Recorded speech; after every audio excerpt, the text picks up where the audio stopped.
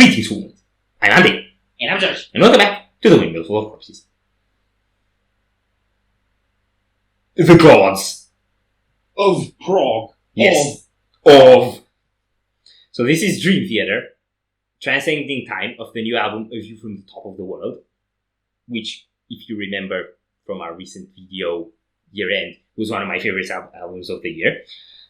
We had more people suggesting we should do more Dream Theater after we did The Alien. One of them was Rafal from Chaos Over Cosmos, who we have mentioned before on the channel and who is really, really cool.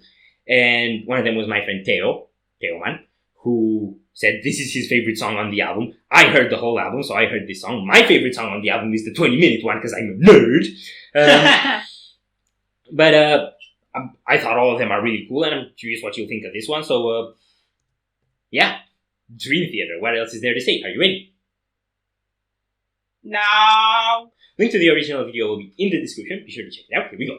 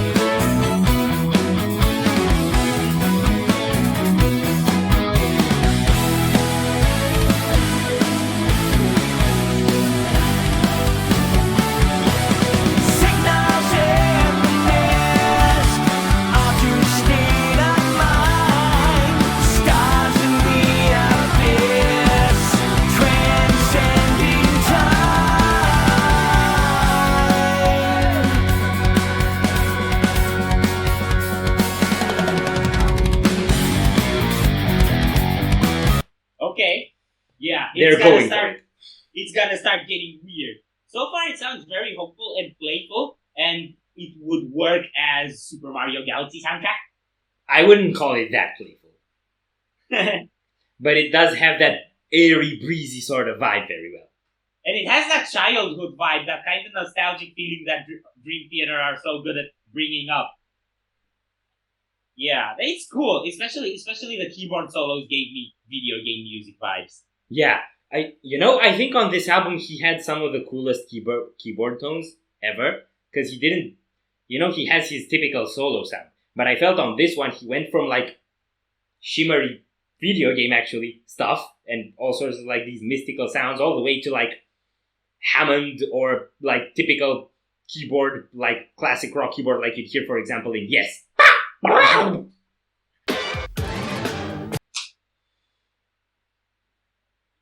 Not on this song specifically. I really wish you hadn't done that. You're such a dweeb. What's a dweeb? You are. I'll take it. Okay. We go? Yeah, but for the most part, what I thought is, yeah, this really sounds a lot like Dream Theater. Well, I mean, it's Dream Theater. Yeah, so I guess that's not a surprise. Have at it, will we? Yes.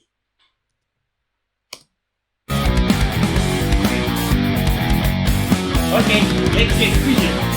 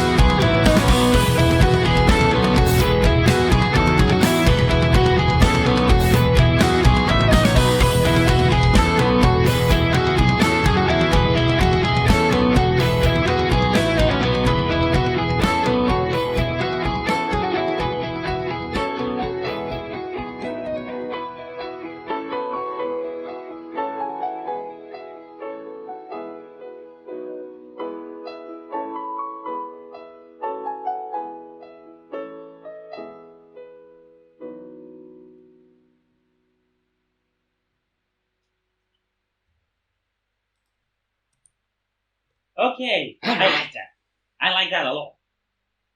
It was really cool what they did with the solo because it kind of went into that weird part, as I called it, where they built some tension, and then the solo started building on top of that. So it was kind of technically weird and technical and weird. Yeah. And technical and weird. Okay, so it did that, and then the solo kind of ended abruptly and went straight back into the vocals. Yeah. Which was kind of weird, I thought at first. But then they just started alternating leads and parts with vocals, and that was so cool because it kind of brought back the vibe from the parts before the solo and started mixing it up with this. Yeah. It was really cool.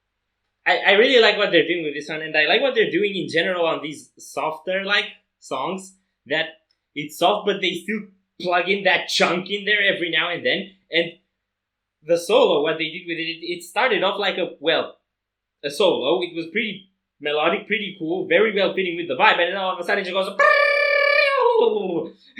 so like, they just flash that in there, and like for any other band doing a shred like that, it would be like a massively grandiose thing moment that everyone loses their mind over. And for John Petrucci, it's just another lick. Yeah, It's like I'ma do my thing. That's why they call me John. yeah. Like they literally play in the maddest, most technical stuff into a chill vibe, and it works, and it feels effortless. It's like that meme with John Petrucci saying, "It is. You just have to put your fingers like this." Yeah, and then stretches it all the way to his shoulder. Yeah. So that was really cool. And then I like the piano parts that came afterwards, and at the end, because it was fading out, and I was going to do sad fades because fade outs are boring. But I like fade outs when they do this thing that it fades out, but as it fades out, something else fades in, and the piano did, and it was so cool. It gives me a really familiar vibe, that final piano theme, and I can't tell why. It's just because Dream Theater goes strong on childhood vibes, and it's probably why I thought of video games, because that's what we did in childhood. Yes. Now we react to childhood-inducing music and video game soundtracks. Yes. And occasionally hell-altering brutal deathcore. Yes. You can tell how much we've grown. Yeah. So, if you enjoyed this reaction, we really appreciate the likes and shares. And if you want to see more, don't forget to subscribe with bells on. Thank you very much for stopping back. We hope you enjoyed your stay, and we'd love to see you back at the Windmill very soon. Corpses out.